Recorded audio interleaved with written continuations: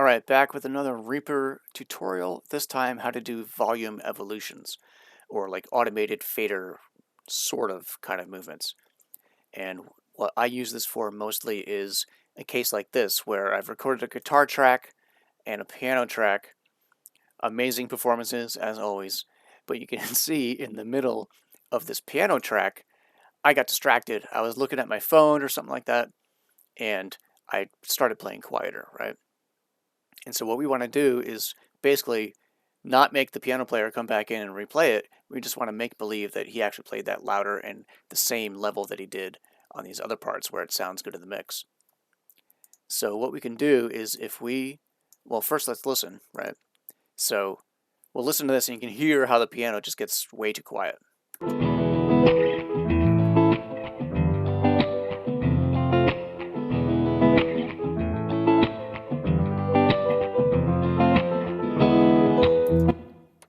So let's fix that.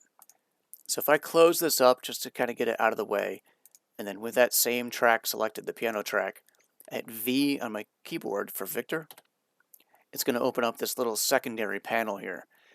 And what this line is, that's showing like basically where the fader is. It's exactly where the fader is actually, right before I just open this. And I'm about to say like, all right, I'm going to override the fader pretty much and make believe that this part was louder.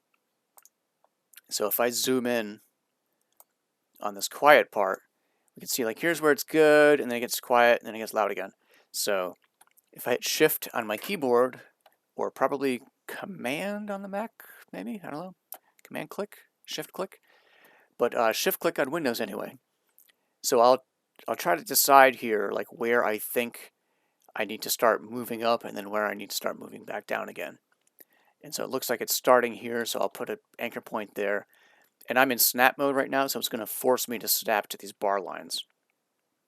So I'll put one there, and I'll put one like right in the next bar. And then back here where it starts coming back in again, maybe I'll put like one here and one there.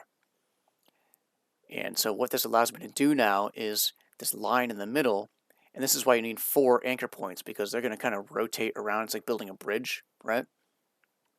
So if I hover over this line where I get those little up and down arrows, and click and hold and drag it up, I can now basically tell Reaper, like, I want this part to, and this is all pre-fader, like before the effects, like it's literally just like kind of pushing up the level on the input side. And so I'm saying like, make this part louder before anything else happens. And so now let's see what this sounds like. Hopefully, if I got this right, it should almost sound like nothing's really changing. So let's take a listen.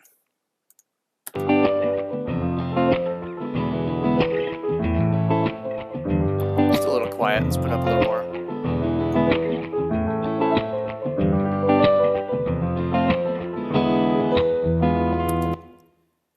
So there it is. It's not perfect. You know, you have to tweak it. Maybe you have to move the little lines around a little bit, of the anchor points, I mean, and you know, get it right. But that's like a really quick and easy way to fix something, like especially with a vocal or something like that, where you have to just one little part is just a little bit too quiet, and you want to bump it up.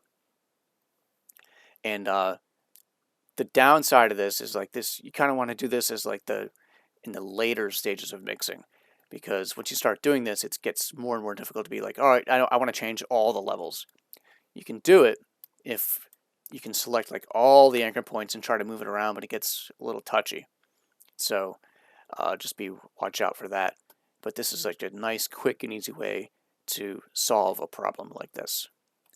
So until next time, this is Reaper Tips, I guess.